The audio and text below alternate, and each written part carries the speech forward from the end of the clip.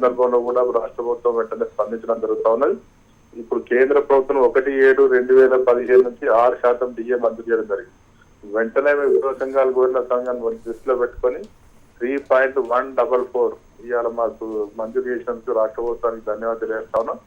రాష్ట్ర ప్రభుత్వం నుంచి ఎందుకంటే కేంద్రం ప్రకటించిన వెంటనే రాష్ట్రాలు స్పందించడం అనేది చాలా తక్కువగా కనబడుతుంది. ఏ రాష్ట్రంలో చూసినా కూడా ఇంత తొందరగా ప్రకటించినటువంటి దాఖలాలు.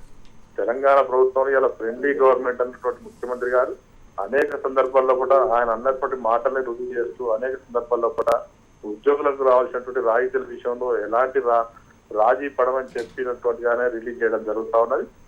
ఉద్యోగులకు ఇంకా ఈ జనవరి నుంచి డిఆర్ రావాల్సిందని మొన్ననే కేంద్ర ప్రభుత్వం కూడా అనౌన్స్ చేసినప్పటికీ ఇంకా ఉత్తర్వులు జారీ కాలేదు.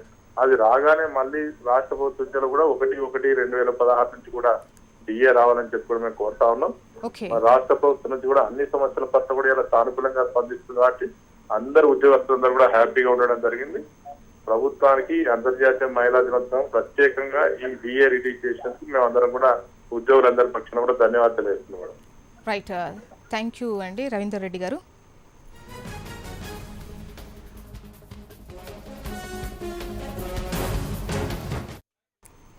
ఏపీ అసెంబ్లీ సమావేశాలని లైవ్లో చూద్దాం.